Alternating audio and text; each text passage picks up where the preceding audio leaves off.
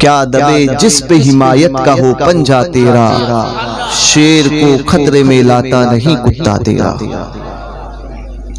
اور یہی صلاح الدین ایوبی رضی اللہ تعالیٰ عنہ فوج کے متعلق آپ نے سنا غوث پاک آپ کے مشیر میں کون تھے اور آپ کے صلاح الدین ایوبی کے مشیر حضرات میں کون تھے اور آپ کی فوج میں کون تھے، مگر آپ کے فوج کے سپہ سالار کون تھے آپ کو پتا ہے؟ صلاح الدین ایوبی کے فوج کے سپہ سالار تھے غوث پاک کے صاحبزادے سیدنا عبدالعزیز رضی اللہ تعالیٰ عنہ۔ بیت المقدس فتح کرنے کی جو مہم شروع کی تھی وہ آپ ہی کی اشارے سے ہوئی تھی۔ صلاح الدین ایوبی مرید تھے ان کے، سیدنا عبدالعزیز رضی اللہ تعالیٰ عنہ ابن غوث اعظم رضی اللہ تعالیٰ عنہ ان کے مرید تھے، اور اسی فتح کے اسی جنگ میں سپہ سالار تھے حضرت سیدنا عبدالعزیز رضی اللہ تعالیٰ عنہ جو غوث پاک کے براہ راست شہزادے تھے۔ تیسرے نمبر کے یا چوتھے نمبر کے اختلاف ہے اس بات پہ، بعض نے کہا کہ تیسرے نمبر کے ہیں، بعض نے کہا چوتھے نمبر کے ہیں، بہرکیف شہزادے تو ہیں ہی۔ تو سیدنا عبدالعزیز رضی اللہ تبارک و تعالیٰ عنہ ان کا مزار جو ہے وہ بغداد شریف سے 1000 کلومیٹر دوری پر کردستان ہے، وہاں پہ اقرا کر کے ایک جگہ ہے، میری حاضری ہوئی ہے اقرا۔ وہ اقرا میں پہاڑیوں کے بیچ میں آپ کا مزار ہے۔ تو کردی حضرات جو ہے صلاح الدین ایوبی کے فوج میں موجود تھے، اور ان کردستانیوں کو اس جنگ کے لیے ابھارنے والے سیدنا عبدالعزیز رضی اللہ تعالیٰ عنہ تھے۔ انہی کی محنت سے وہ لوگ جنگ کے لیے تیار ہوئے اور بڑے جنگجو تھے، جیسے افغان کے پٹھان مشہور ہے کہ جنگ کرنے میں، اسی طرح سے کردستان کے احباب بڑے مشہور تھے اور آج بھی ویسے ہی ہیں۔ تو وہ کردستانی لوگوں کے ساتھ وہ فوج میں شامل تھے، وہ گئے، سیدنا عبدالعزیز رضی اللہ تبارک و تعالیٰ عنہ سپہ سالار تھے، اور پھر آپ نے بیت المقدس کو فتح فرمایا۔ اسی جنگ میں آپ زخموں سے چور چور ہوئے، سیدنا عبدالعزیز رضی اللہ تبارک و تعالیٰ عنہ۔ بیت المقدس تو فتح ہوا، زخموں سے چور چور ہوئے، اور پھر واپسی میں اقرا میں پہنچے، کچھ دن علاج ہوا مگر اس سے افاقہ نہ ہوا، اور آپ نے وصال فرمایا، جام شہادت نوش فرمایا۔ پتہ چلا کہ غوث پاک کا بیٹا ہے اور ایسی کرامتوں کا مالک، براہ راست جس نے غوث پاک، جو براہ راست غوث پاک کا شہزادہ ہو، اس کی عظمتوں اور اس کی بزرگی کا عالم کیا ہوگا۔ غوث پاک فرماتے ہیں میرے گھر میں ولایت ایسی ٹنگی ہوئی ہے۔ آج لوگ غوث پاک کا ذکر تو کرتے ہیں، غوث پاک کا نام تو لیتے ہیں، مگر بغض انہی کے تعلق سے رکھتے ہیں جو ان سے نسبت رکھنے والے۔ آج حالات یہ ہو گئے، تو ہم تو صرف اتنا کہتے ہیں دیا مجھ کو انہیں محروم چھوڑا، دیا مجھ کو انہیں محروم چھوڑا، میرا کیا جرم حق فاصل ہے یا غوث، حسد سے ان کے سینے پاک کر دے کہ بدتر دکھ سے بھی یہ سل ہے یا غوث۔ اور عطائیں مقتدر غفار کی ہے، عطائیں مقتدر غفار کی ہے، ابس بندوں کے دل میں گل ہے یا غوث۔ عطائیں مقتدر غفار کی ہے، ابس بندوں کے دل میں گل ہے یا غوث۔ سیدنا عبدالعزیز رضی اللہ تبارک و تعالیٰ عنہ غوث پاک کے شہزادے، آج بھی ان کی بارگاہ کی یہ خاصیت ہے کہ آج بھی رات میں ان کی بارگاہ میں جب حاضری دو تو وہ خوف طاری ہوتا ہے، اور میں نے خود اس کا مشاہدہ کیا، بلکہ میرے ساتھ کچھ احباب تھے،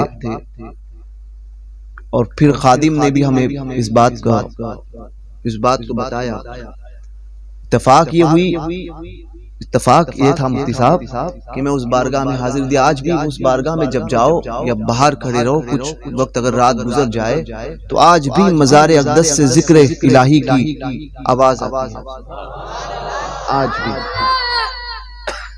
تو سیدنا عبدالعزیز رضی اللہ تبارک و تعالی عنہ کی بارگاہ میں، آپ کی بارگاہ کی ایک تلوار جو ہے جو منسوب تھی غوث پاک کی طرف اور غوث پاک سے شہزاد حضرت عبدالعزیز کو ملی، وہ جب میں وہاں گیا تو صاحب سجادہ نے وہ تلوار ان کی مزار پر مجھے حاضری دی، اور اندر جو ہے وہ جالیاں ہوتی ہے، جالیوں کے اندر لے کر گئے. مزار شریف کے اوپر وہ تلوار رکھی ہوئی تھی. تو ایک عصا تھا، تو عصا لے کر جو ہے وہ مجھے دیا انہوں نے اور کہا یہ سیدنا عبدالعزیز رضی اللہ تبارک و تعالی عنہ کا ہے، جو شہنشاہ بغداد کی بارگاہ سے انہیں عطا ہوا، اور یہ مزار پاک پر رکھا ہوا، میں آپ کو وہ دیتا ہوں حضرت کے حکم سے. وہ عصا تھا، میں سمجھ رہا تھا کہ عصا کیا کام کا، پھر بھی بڑی بارگاہوں سے ملی ہوئی چیز بڑی ہوتی ہے. میں وہ چیز لے کر آیا. وہ چیز جب میں ایئرپورٹ پہنچا تو عصا ہاتھ میں تھا، میں نے تو سکین کرنے کے لیے ڈالتے ہیں، تو سکین میں گیا وہ، تو مجھے روک لیے ان لوگوں نے. روکنے کے بعد میں کہا کہ یہ اس کے اندر کیا ہے. میں نے کہا مجھے نہیں پتا کیا ہے، مجھے اس وقت تک علم نہیں تھا. میں نے ان سے کہا اس میں ہے کیا. صاحب سجاد نے کہا کہ آپ کو وقت آنے پر پتا چلے گا، مگر یہ سیدنا عبدالعزیز کا ہے جو غوث پاک سے انہیں عطا ہوا تھا، اور تب سے اب تک یہاں پر رکھا ہوا ہے. حضرت کا حکم ہے، مجھے حکم ہوا ہے کہ آپ کو دینا ہے. تو وہ چیز میں تو انہوں نے کہا اس میں کیا ہے. میں نے کہا عصا ہے اور کیا ہے. کہنے لگا کچھ تو ہے. میں نے کہا کچھ نہیں ہے. تو پھر دوسرے آفیسر کو بلایا، پھر سکین کیا، پھر تیسرے کو بلایا. ایسا کرتے کرتے میرے ارد گرد 15 افسران تقریباً سب نے مجھے گھیر لیا. بولے اس میں ہے کیا. میں نے کہا آپ ہی دیکھ لیجئے. کھول رہے ہیں، کھلنے کا نام نہیں، کھلنے کا نام نہیں. کھینچ رہے ہیں، کہیں سے یہ کر رہے ہیں، وہ کر رہے ہیں. اب ظاہر سی بات ہے یہ حالات دیکھ کر مجھے تھوڑی تشویش ہوئی کہ حاکر معاملہ کیا ہے. اب اسی اثناء میں نے سیدنا غوث پاک رضی اللہ تبارک و تعالی عنہ کی طرف توجہ کی. غوث پاک کی طرف التجا پیش کرنی تھی کہ ایک بڑا آفیسر وہاں سے گزرا. اس نے آ کر دیکھا کیا ماجرا ہے. تو ان لوگوں نے اس کو دکھایا کہ ایسا ایسا کچھ معاملات ہے. تو اس نے کھولنے کی کوشش کی. اس نے کہا کہ اگر ہے تو کیا مسئلہ ہے، آپ ایسا کیجئے کہ اس کو لگیج میں ڈلوا دیجئے، ہاتھ میں نہ جانے دیں. مجھے تب بھی سمجھ میں نہیں آیا. وہ لگیج میں ڈالا گیا. لگیج میں ڈالا گیا. اب بمبئی ایئرپورٹ پہنچا. بمبئی میں پھر سکین ہوتا ہے. ایئرپورٹ پہنچا، سکین سے آیا. سکین سے جیسے آیا، سامان جیسے آیا، میں نے اس کو پھر ہاتھ میں لیا. اب ہاتھ میں لیا، اب چلنے لگا. اب پھر واپس ایک سکین تھا. تو وہاں پر ہینڈ کیری جو ہوتی ہے اس کو سکین کیا جاتا ہے. تو وہ عصا میرے ہاتھ میں تھا. اس پہ ان لوگ چوک مار کے ایسا لگاتے ہیں، جس میں کوئی شبہ ہوتا ہے اس پہ چوک مارتے ہیں. وہ مٹھی پہ ہی چوک مارا ہوا تو میرے ہاتھ میں تھا. اب وہ واپس سکین کے لیے جیسے ہی ڈالنے گیا تو اس وقت وہاں پر جو شخص تھا، جو آفیسر تھا، اتفاق وہ دیکھ رہا تھا. اور جیسے ہی وہ سکین کے لیے میرا عصا جانے لگا، اس آفیسر کو کسی نے پیچھے سے آواز دی. وہ پیچھے پلٹا. میں نے چھڑی اٹھائی اور آگے بڑھ گیا. میں نکل گیا. اب بھی مجھے پتا نہیں. اب میں گھر پہنچا. احباب ملنے کے لیے آئے. میں نے کہا یہ عصا اور ایسا ایسا مسئلہ ہے. تو بولے وہ کھولنے کی کوشش کر رہے تھے. غوث پاک کی عطا اور ان کے شہزادوں کا فیضان دیکھو. وہاں پر 15 آفیسر، وہ بھی عربی. سمجھے، یہ عجمی اور عربی کی طاقت میں بہت فرق ہوتا ہے. عربی تو پھر عربی ہے. تو وہ 15 آفیسر کھینچ رہے، نہیں کھل رہا ہے. گھر پہ میں پہنچا. پہنچنے کے بعد میں صرف یوں کیا تھا، اس میں سے ایک تلوار نکلی. وہ تلوار نکلی، وہ آج بھی میرے پاس رکھی ہوئی ہے. یہ دوسری یا تیسری حاضری میری 2009 کی حاضری کی بات ہے. تو غوث پاک رضی اللہ تبارک و تعالیٰ عنہ کے شہزادے سیدنا عبدالعزیز رضی اللہ تبارک و تعالیٰ عنہ نے صلاح الدین ایوبی کی جنگ میں فوج میں رہ کر جو ہے وہ یہودیوں و نصارہ کے ساتھ جنگ کی. پتہ کیا چلا؟ ایک اشارے سے اولیاء کاملین دنیا کی کایا پلٹتے ہیں، اور اللہ تبارک و تعالیٰ نے وہ تصرف عطا کیا ہے انہیں. آج بھی اللہ کے ایسے بندے موجود ہیں جو اس چشمے عالم میں ہیں، جو ایک اشارہ فرما دے تو حکومت کے تخت کو پلٹ کر رکھتے ہیں، تخت کو پلٹ کر رکھتے ہیں. مگر یہ دنیا دار الاسباب ہے. ہر چیز میں یہاں پر سبب ہوتا ہے.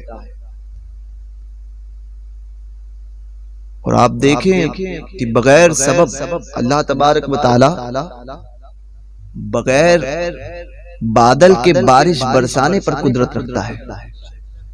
قادر مطلق ہے، مگر ایسا کرتا نہیں. اللہ چاہے تو بغیر زمین کے سبزہ اگا دے، مگر سبب زمین کو بنایا. اللہ چاہے تو بغیر باپ کے بیٹا دے دے، ہے نا، مگر سبب باپ کو بنایا. تو یہ دار الاسباب ہے، ہر چیز میں سبب ہے. اور یہ دنیا ہی دار العمل ہے، یہاں پر عمل کرنا ہے. میرے آقا علیہ الصلوۃ والسلام سارے کائنات کے مالک و مختار ہیں. جہاں میں ان کی چلتی ہے وہ دم میں کیا سے کیا کر دے. یہ دم سمجھتے ہیں؟ تاج الشریعہ نے یہ دم کہا ہے. دم میں کیا سے کیا کر دے. دم، یہ دم یعنی ایک لمحے کا کروڑواں حصہ اگر نکالا جائے نا تو وہ ہوتا ہے وہ دم. وہ دم میں کیا سے کیا کر دے. زمین کو آسماں کر دے، سریا کو سرا کر دے. زمین کو آسماں کر دے، سریا کو سرا کر دے. یہ حضور کا اختیار ہے. ساری کائنات کے مالک و مختار میرے آقا علیہ الصلوۃ والسلام. حضور چاہتے صرف دل میں خیال کرتے. اشارہ ابرو کا تو بہت اونچا معاملہ ہے. حضور کے اشارے کا عالم تو یہ ہے کہ ایک میں کیا، میرے اس یاں کی حقیقت کتنی. مجھ سے 100 لاکھ کو ایک کہنے لگا وہابڑا کہ 100 لاکھ کوئی کافی ہے، 101 لاکھ کو کافی نہیں ہوگا. امام احمد رضا نے لکھا. میں نے کہا وہابڑے تو سمجھ نہیں سکتا ہے امام احمد رضا کی عظمت اور امام احمد رضا کی نگاہ کیا ہے. امام احمد رضا نے لکھا ہے مجھ سے 100 لاکھ کو. میں نے کہا مجدد کتنے ہوئے؟ تو وہ تو مانتا نہیں ہے کسی کو بھی. میں نے کہا اس صدی میں ہر صدی میں ایک مجدد، 14ویں صدی 14 مجدد، کچھ صدیوں میں ایک صدی میں کئی مجدد بھی ہو سکتے ہیں اور ہوئے بھی ہیں. تو اگر ہر صدی میں 10 بھی پکڑ لو یا 100 بھی پکڑ لو، ہے نا، 14 صدی میں 1400 مجدد. اگر ایک صدی میں کوئی 100 کو ہی لے کر آئے، اس سے زیادہ تو نہیں لا پائے گا. تو 1400 مجدد. امام احمد رضا 14ویں صدی کے. میں نے کہا امام احمد رضا نے تیرے جیسوں کی بات نہیں کی، ہمارے جیسوں کی بات نہیں کی. فرمایا مجھ سے 100 لاکھ، مجھ سے 100 لاکھ تو کافی ہے. میں نے کہا یہاں امام احمد رضا اپنی بات کر رہے ہیں کہ اعلیٰ حضرت جیسے 100 لاکھ. تو ہم تو بہت نیچے ہیں. ہمارے لیے تو صرف اشارہ کیا، حضور چاہ لیں گے تو ہو جائے گا. وہ تو آقاؤں کی بات ہے نا. مجھ سے 100 لاکھ کو کافی ہے اشارہ تیرا. تو حضور علیہ الصلوۃ والسلام سارے کائنات کے مالک و مختار، حضور دل میں ارادہ فرماتے کہ سارے کفار دنیا سے ختم ہو جائے. قسم خدا کی اللہ تبارک و تعالی ویسے مگر حضور نے میدان عمل میں اتر کر دکھایا.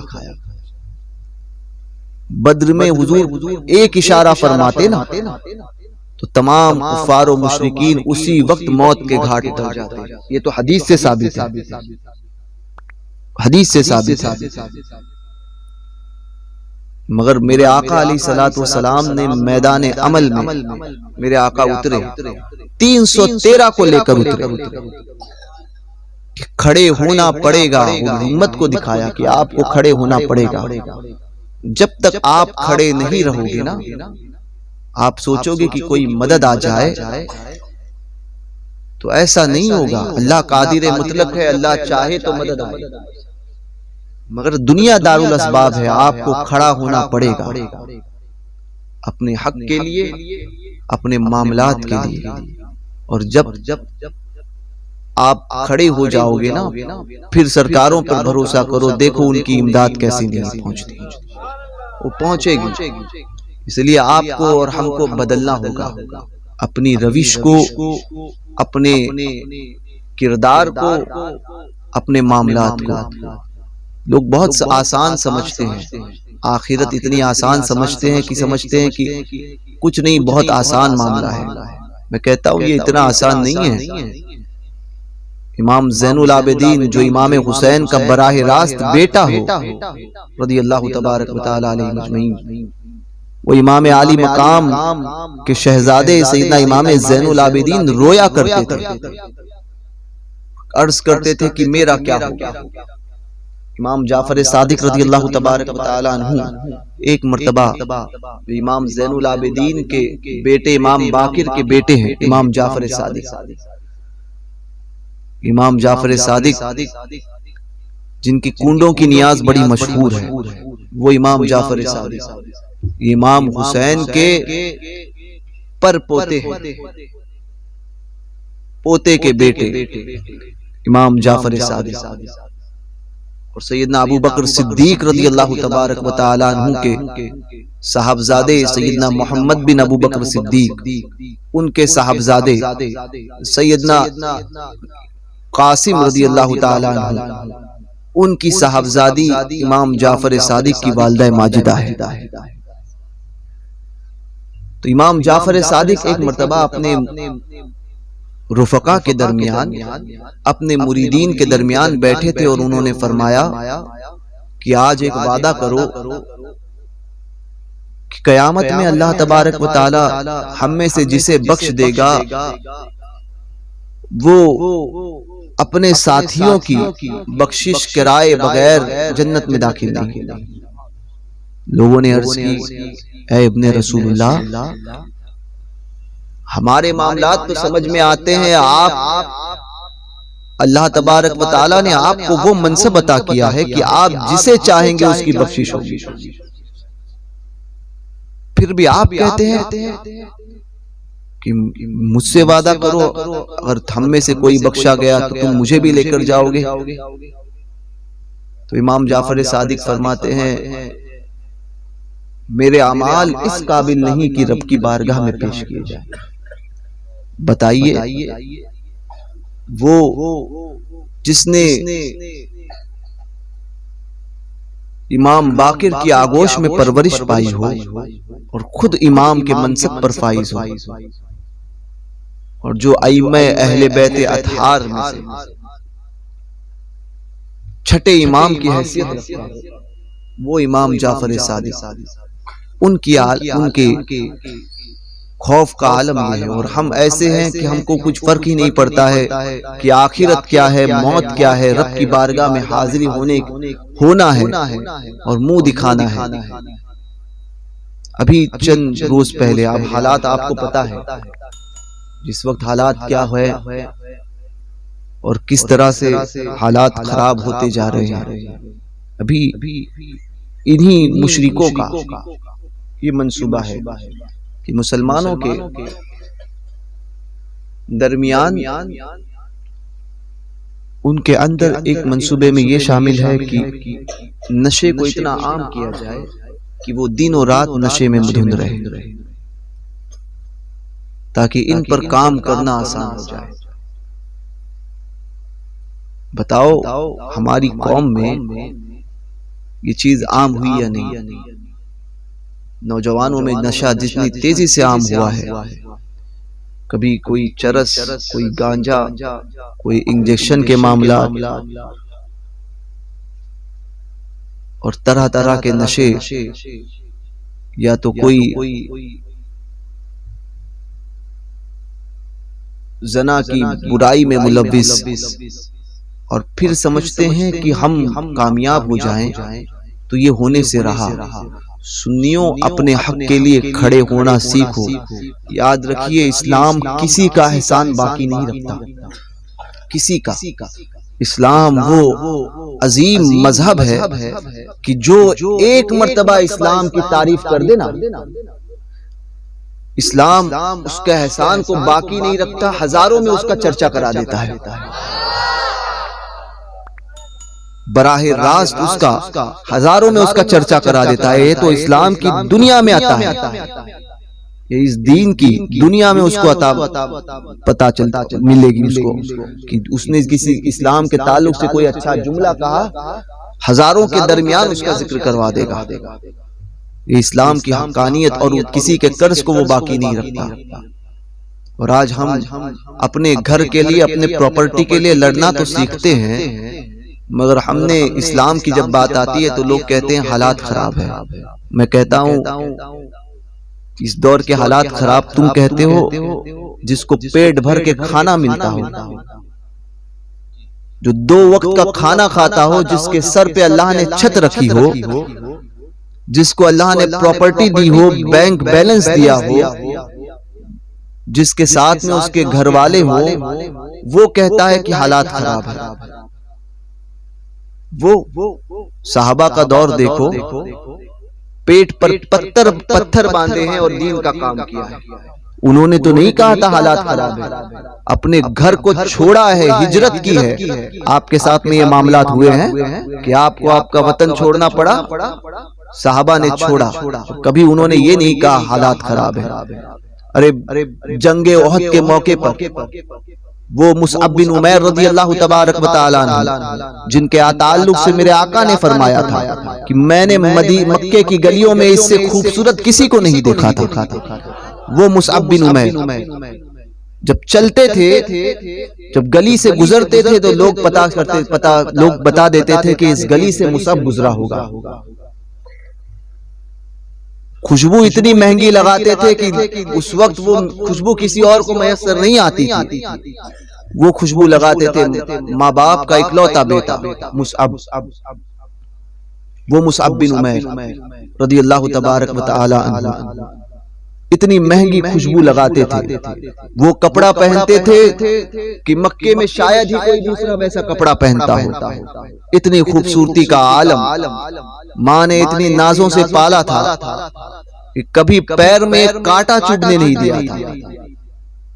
سوچو جب حضور پر نگاہ گری اور حضور کے زلفوں کے اسیر بن گئے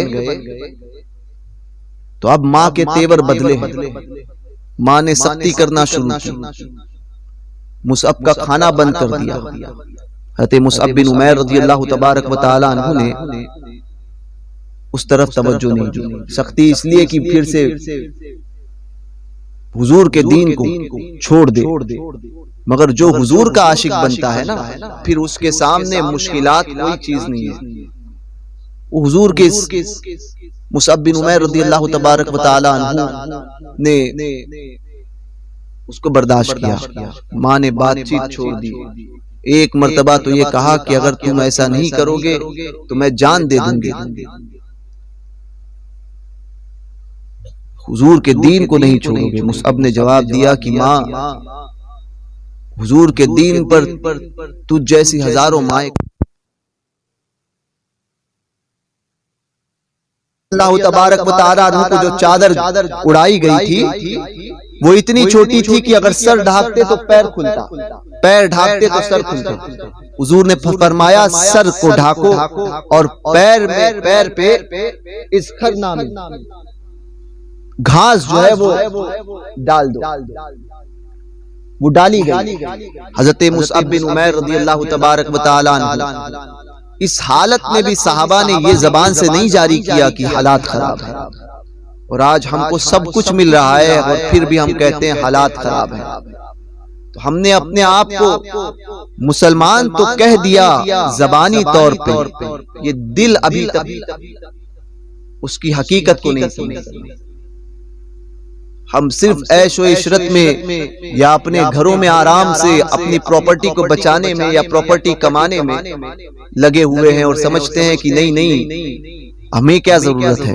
یاد رکھنا سوال آپ سے بھی ہوگا، کل جو آگ وہاں لگی تھی اللہ نہ کرے وہ آگ آپ کے گھر میں لگے۔ اسی لیے کھڑے رہنا سیکھو، ناموس کا مسئلہ ہو، حضور کی ناموس کا مسئلہ ہو، سرکاروں کی عظمت کا مسئلہ ہو تو کھڑے ہو کر احتجاج کرنا سیکھو، کھڑے ہو کر احتجاج کرنا سیکھو۔ اپنی اولاد کو سکھاؤ کہ جب سرکاروں کی عظمت کی بات آئے نا تو اپنی جان دینے میں کمی نہیں کرنا۔ باپ اپنی اولاد کو سکھائے کہ میری اولاد، میرے بیٹے، تو اگر میرا بیٹا ہے اور میری پرورش کا حق ادا کرنا چاہتا ہے تو کبھی یہ موقع ملے تو اپنی جان کو دے دینا، میں سمجھوں گا کہ میں نے تیری پرورش مکمل کی اور تو نے میری پرورش کا حق ادا کیا۔ ماں اپنی اولاد کو سکھائیں، یہ تبھی ہوگا جب انقلاب پیدا کریں گے۔ ہم باتیں کر کے وہ چائے چوراہے پر نکڑ پر چائے کی چسکیاں لے کر دین کی باتیں کرنا کہ نہیں حالات خراب ہیں، اسلام کے اوپر بڑی سختیاں ہیں۔ میں نے کہا اسلام کی فکر کرنا تو چھوڑ ہی دو، اسلام کی فکر نہ کرو کہ اسلام پر مصیبت ہے۔ اسلام کبھی مصیبت میں نہیں رہ سکتا، اس کی حفاظت خود اللہ تبارک و تعالیٰ فرما رہا ہے۔ تو اس مصیبت اور پریشانی میں اسلام نہیں ہے، پریشانیوں میں اور مصیبتوں میں مسلمان ہیں، دونوں بات الگ الگ ہیں۔ اسلام کل بھی بلند تھا، آج بھی اور صبح قیامت تک رہے گا۔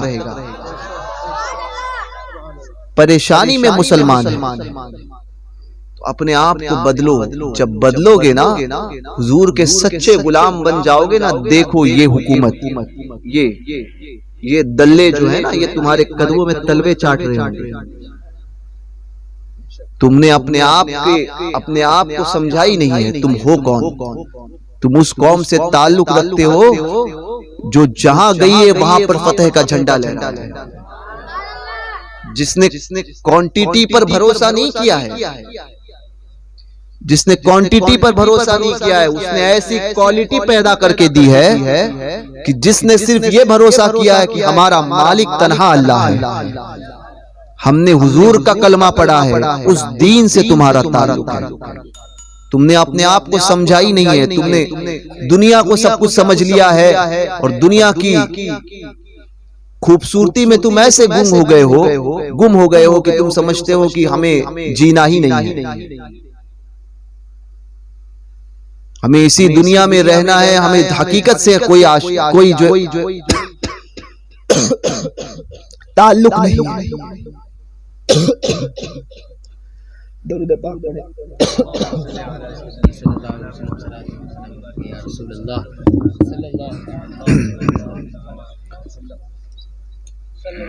تم نے یہ سمجھ لیا ہے کہ ہمیں مرنا نہیں ہے، ہمیں صرف اسی دنیا میں رہنا ہے، یہ سمجھ لیا ہے، اور یہ تمہاری سب سے بڑی کمی ہے۔ اپنے آپ کو سمجھو، آج بھی ہم حقیقت میں عاشق رسول ہو گئے نا، صحیح طور پر مسلمان ہو گئے نا، تو قسم خدا کی ہندوستان تو بہت چھوٹا ہے، ساری دنیا کی حکومت تمہارے قدموں میں رب تبارک و تعالیٰ ڈال دے گا۔ اللہ تبارک و تعالیٰ ساری دنیا کی حکومت تمہارے قدموں میں ڈالے گا۔ سبحان اللہ۔ بن کر تو دیکھو، اپنے آپ کو ویسا بنا کر تو دیکھو، تبدیلی لاؤ۔ جب تک ہم اپنے آپ کو تبدیل نہیں کریں گے، ہمارا گھر تبدیل نہیں ہوگا۔ جب تک ہمارا گھر تبدیل نہیں ہوگا، ہمارا محلہ، ہمارا معاشرہ تبدیل نہیں ہوگا۔ اپنے گھر سے تبدیلی کی شروعات کرو، پھر دیکھو انقلاب کیسے آتا ہے۔ لوگوں نے ظاہر کیا تھا کہ 2029 میں انہی کی حکومت ہوگی۔